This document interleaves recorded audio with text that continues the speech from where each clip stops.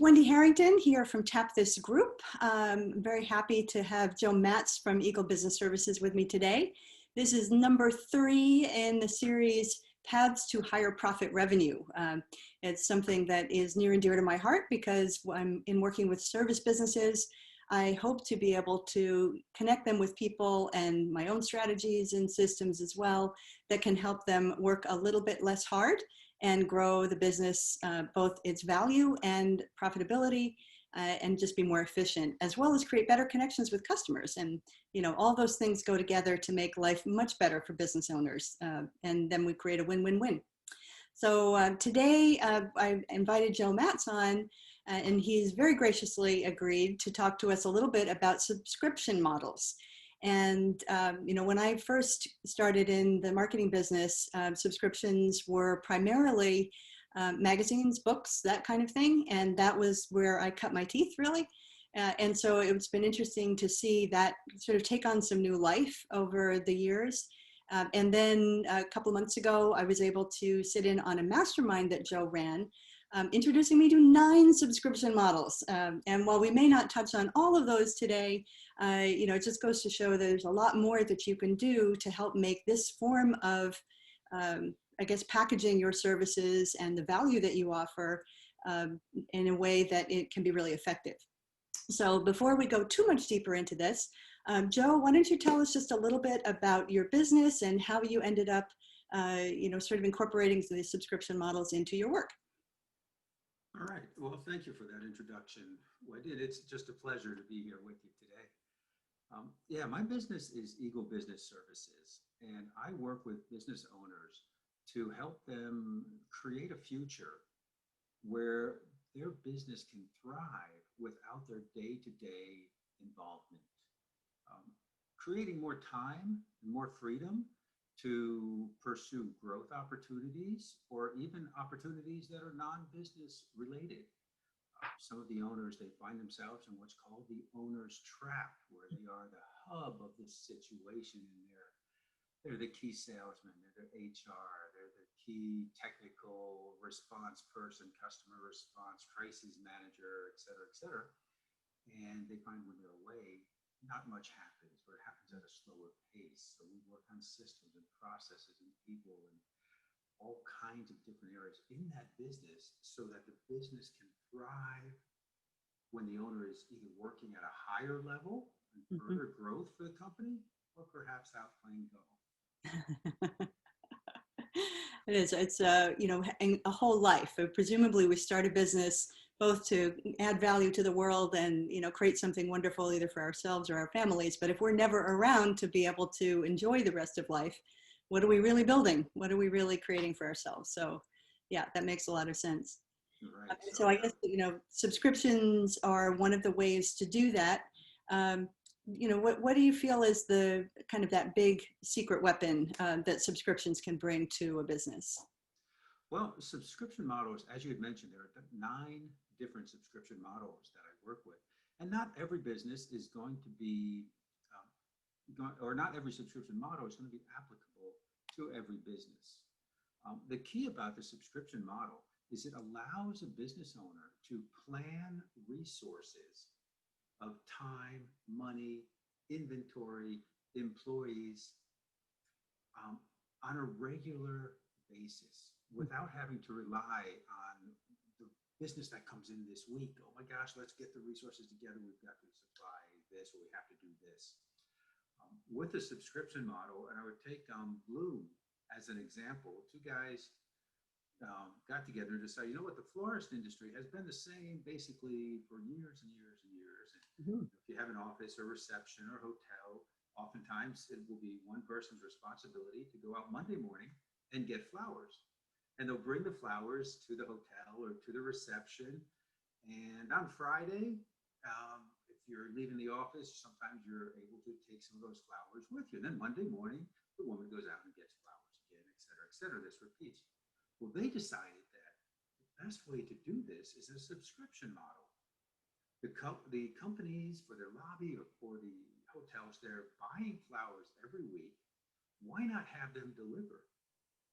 And this allowed them to create a business of extraordinary value.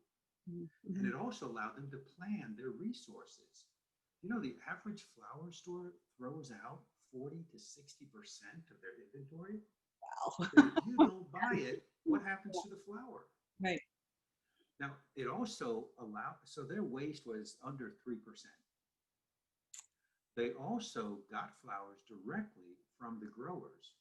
So it didn't pass through intermediaries before it got to the flower shop. So it was fresher and they looked nicer for longer.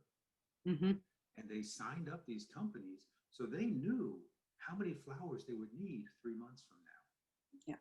They knew how many employees, how many trucks. They could talk with their suppliers, their growers, and tell them how many flowers they're going to need because they knew on the subscription model. So they had a tremendous degree of planning ability worked into that model. And you see that a lot. You see that with the Dollar Shave Club, for example. That's a great model, right? Everybody, well, I used to shave a lot more than I do these days. Now, right? But, you know, we buy, men really don't like shopping most of the time. I don't mean to categorize men like that, but, you know, if they think like me, and I know a lot of men do, shopping is not number one on the list. Mm-hmm. I'd rather be doing other things. So if I could have razors delivered to me, that's a great convenience that I don't have to go out. I don't have to think about it. I actually get coffee delivered now. Mm-hmm. I get coffee and dog food delivered on a regular basis. And I just don't have to think about it. It's something I take off my list. Yeah. Yeah. That predictability and being able to, predictability for the business, of course, there's that value, but part of the reason they can sell it in is that it makes it a lot easier for your customer to be able to, not have to shop, not have to worry whether the thing that they want is going to be out of stock. Anything that you're going to do, either going to want to have as a service or as a product on a regular basis is fair game for a subscription. There's something that you don't, to make it become a no-brainer for, for somebody, I think must be a big factor. Yeah.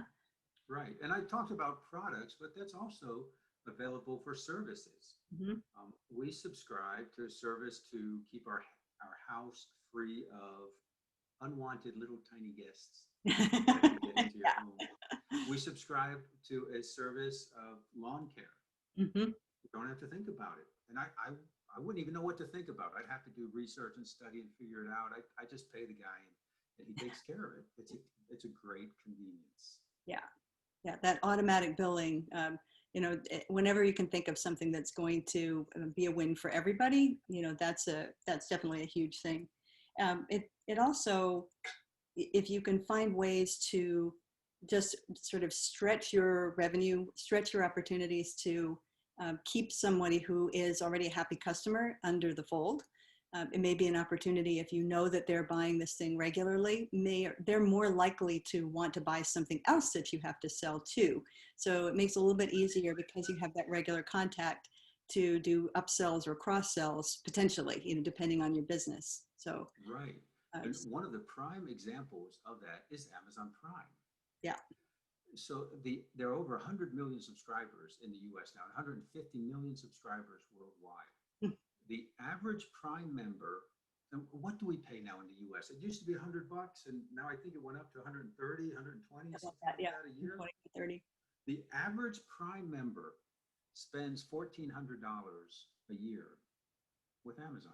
Mm-hmm. The non-Prime member spends $600 a year. Yeah, that's why it paid. Non-members $600, members $1,400, and we pay for the privilege of spending almost twice as much as the non-members. Yeah, yeah. Now we get free shipping and we get some videos and music, so that's all bonus. But it's a great model. I almost feel like, oh my gosh, I'm a member. I paid this $120, $130, whatever it is. Now I have to justify that by taking advantage of their free shipping. Mm-hmm. Yeah. Order from them some more. Yeah. And it's a different way. I know membership is one of the models that you talk about, but that's definitely one where you can expand the meaning of membership. It's really just a matter of getting people to feel like they belong to something, to see the value that they're getting, and then you can continue to add and change what they get. You know, and I think VIP is sort of a variation on that, VIP model where someone is getting special treatment in some way because of the subscription that they belong to, right? Right. And one of the models we talk about is the front of the line model. Mm-hmm. Yeah. So this might be if you offer a service, and I just spoke with a guy today who does this. Very interesting how he did it in an unconventional business. But the front of the line basically says, if the service I offer is mission critical, meaning you can't be without it. It might be your website, for example. And I used to host websites. And I would charge a certain amount for the hosting on a monthly basis. If the customer wanted a 1 hour response time, I charge more. So it's almost like a retainer fee so that they were front of the line. If they had a problem, I had to jump on it because they paid more money. Yeah. And the great thing about that, it was rarely used. So I'm not saying they were wasting their money or throwing it out the window because they had the security, almost like buying insurance. Mm-hmm. Right. They knew if their website went down, they could call me and it would be taken care of. Yeah. Yeah, that extra level of security, the insurance, as you say, is certainly something that's worth, you know, having paying a little bit of extra for, so that you know that you're covered. You know, that's a huge value. Businesses versus, you know, consumers.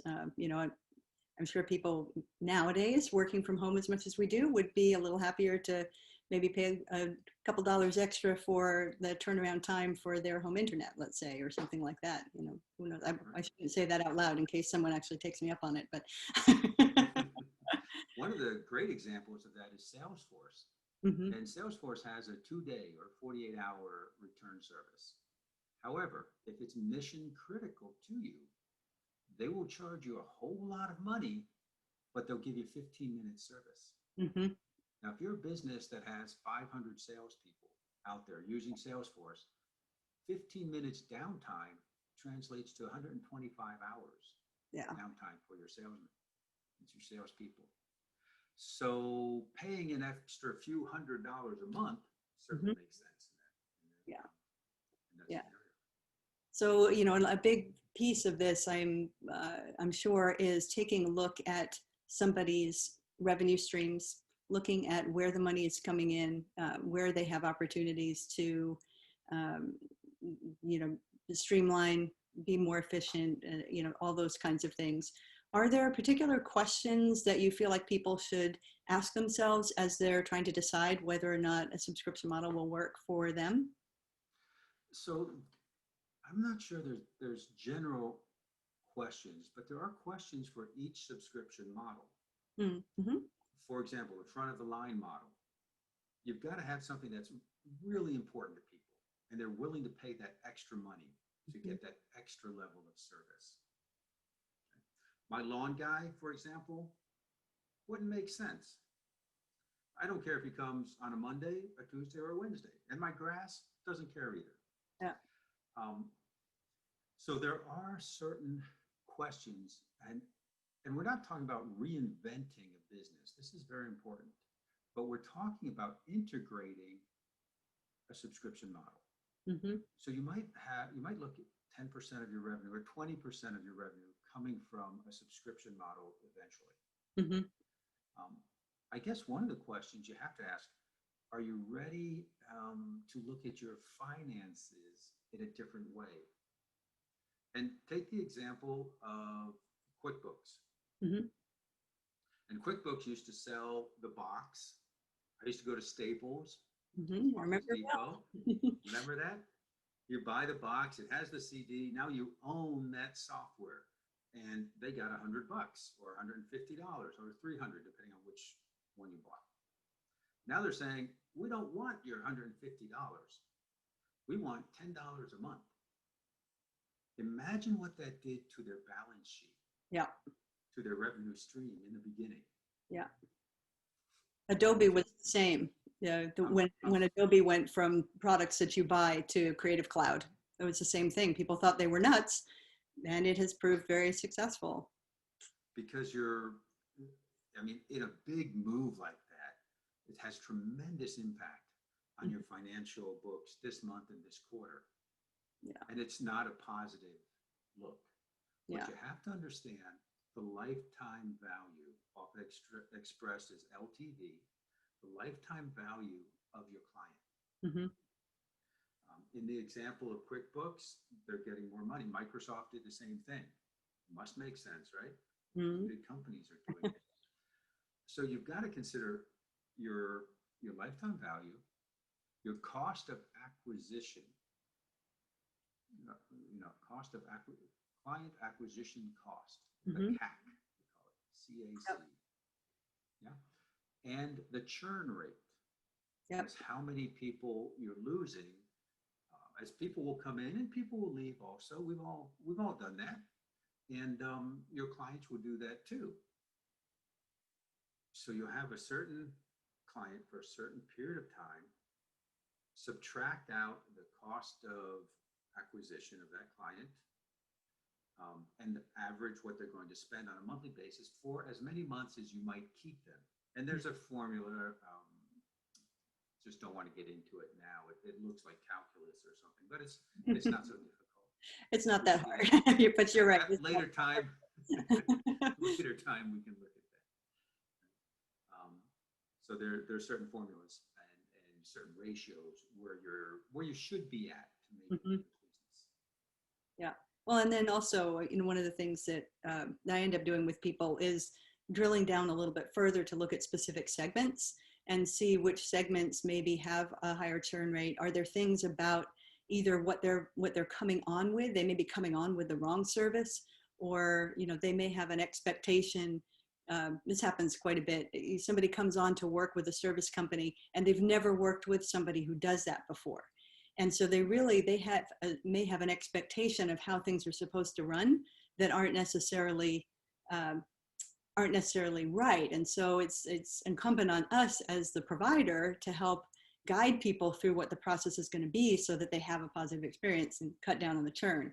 But a nice thing about subscriptions is once you get that first sort of commitment made, they're already there. They're not having to make a new decision every single time. And decision, what is it called? Not decision exhaustion, but that's the same effect. uh, you just there's only so many decisions you can make in a day, and decision fatigue, that's the word I was looking for, will end up coming in. So a subscription is a great way to get that out of things as well. So that's Yes, one of my friends is a coach. He's a personal and business coach. And he used to charge people every month.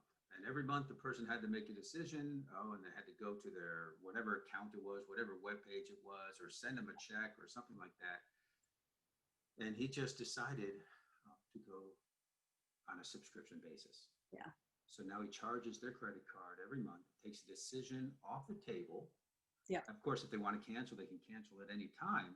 But now they're paying and they're going to their coaching sessions, and it just takes that one decision off the table. And it's a convenience for the service provider, the coach in this example, and it's a convenience for the consumer, Mm-hmm. the client. Yeah. It's just like with my dog food that I order. I Mm-hmm. don't have to think about it. I know I'm going to buy it. It just Right. takes that off the table. And they're heavy bags. They're 30-pound bags. Your Don't have dog to probably carry those appreciates around. it too. Less likely to be lured into a different food would give them an upset stomach, right? That's true. I have to watch that. Yes. All right. So I guess, one of the things I was wondering about, because I remember from our mastermind that there were some fun stories that you had about innovative ways that people have applied subscription models. I thought it might be interesting to share one or two of those with people so they can kind of get their ideas flowing. Anything jump out at you? Well, one of my favorite subscription models, because of its uniqueness, is duty calls. Mm. And this is a service, if you have a fenced-in yard and the dog likes to do his private business in the yard, they will come and clean your yard. Isn't that great? One less thing to worry about, literally. That's right. So we might think of that model as a convenience model. Highly. Oh, that's funny. Yeah, I like that model. On a smaller basis, when I used to host, I built websites and I hosted the websites. I basically bought a server space at wholesale and sold it at retail to my Mm, clients and charged them money for that on a yearly basis. And they could pay me for the whole year up front or quarterly or monthly. mm, If they chose quarterly, I charge them a little bit more. If they chose monthly, they paid a little bit more at the end of the 12 months. So it encouraged the consumer to pay for the entire year. yeah. That way, I got the money up front. They paid the entire year. They didn't have to think about it for 12 months. So it was pretty much a win-win there. No, absolutely. Yeah. I like that model. Hmm. Giving options, payment options, and making it making it convenient for the consumer to pay up front. I see a lot now on websites, and this is an idea that's not difficult to incorporate. You might see a price like $12 a month, and then in small print, when paid yearly. Hmm. And if not, it's like $18 a month.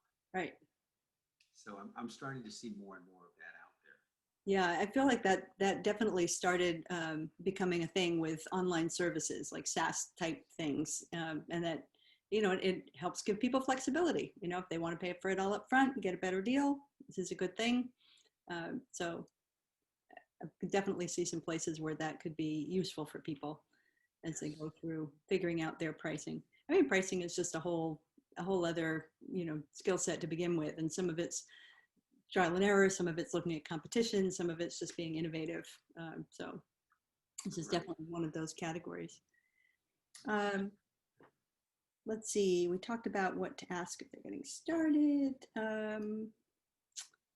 Any other thoughts that you have about this that you want to make sure people know of before we sign off for today? Yeah, I would encourage business owners who are thinking it might be nice to have a subscription model, a portion of my business that I know is coming in and that I can plan.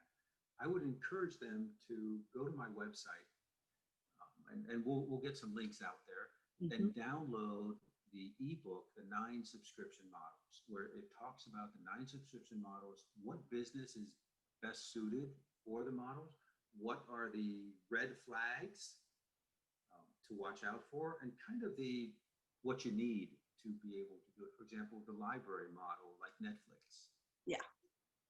You pay for the whole thing. If you don't like horror movies or you don't like violent movies, Yeah. guess what? You're paying for them anyway.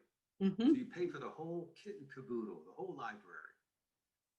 But that's a good business model if you have a huge library of content.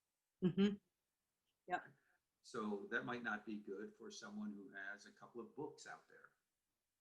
But it could Only be 2 or good 3 for, books. graphic designers, let's say, that are, can put together templates of various things or, backgrounds. That could be very handy for them.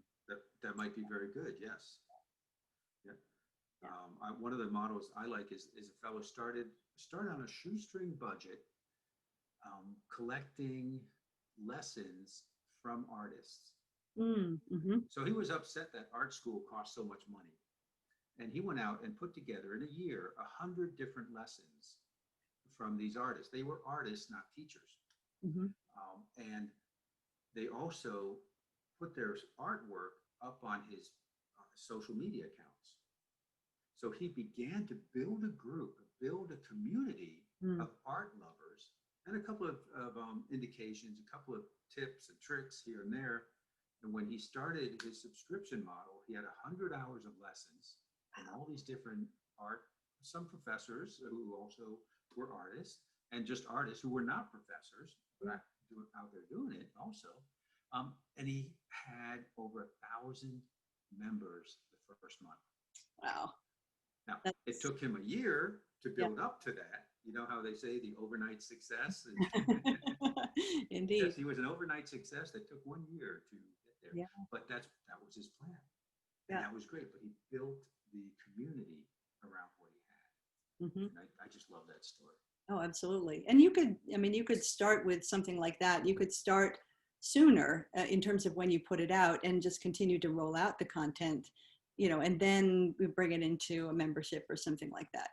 So absolutely, there's ways to bring out additional value. And, this is a nice way to get quote unquote passive revenue. I mean, obviously, there still are things that you have to do to get the word out, but it's not the same kind of time for money equation.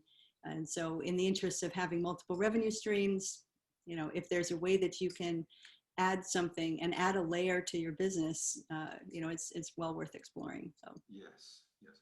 So there's one initiative, Wendy, that I'm really excited about. hmm, I'm going to be starting a 100-day challenge excellent. for business owners to add $25,000 to their bottom line, or to their revenue line, I'm sorry, to their top line, $25,000 in subscription services or Hmm, products. So it's going to be a 100-day challenge. We're going to get just a few business owners together and we're going to work on it together. So there's that whole mastermind concept where we're going to be able to tap into the minds of other business owners. And we're all going to be in that group singularly focused on creating $25,000 in revenue in a subscription model to our businesses. Oh, that sounds excellent. That is fantastic. We'll definitely have to make sure we put the links on here. When is that getting started? It's because we're getting into the holiday season. I would really love to get it started towards the end of November. Hmm. I'm not sure that's going to happen. There's a lot of pieces that come together to produce something and provide something of great value. So and I'm working with a group of people to do this. So we'll see when that all comes together. It'll Fantastic. be worth the wait. Oh, I bet. Well, anybody that's listening, at this point, if they want to put their name in the comments, I'm sure that Joe will be happy to keep you posted as that comes out. And I'll certainly share it when the time comes. So Perfect. yeah, that's fantastic. Awesome. Well, we'll definitely make sure that at the end of this, you'll see some links and they'll be in the comments below. Would love to hear any questions that you have. We'll both be following it and we can pipe up with some suggestions or questions if you have them. And definitely hit up Eagle Business Services website, which is, I think, eaglebusinessservices.com. Yeah. Yes, it is. So, and you will find some great resources on there, including the 9 subscription models ebook that Joe referenced. Yes. All right, so that is it for today. Joe, thank you so much. And we will wrap up right here. Yeah, I do want to say that the 9 subscription models is not available on the website, but I will provide it to anyone watching this video. We'll have the link to that in the comments. Oh, terrific. Okay, so you'll be able to go right there. Yes, very Awesome. good. Cool. All right, have a good day, everybody.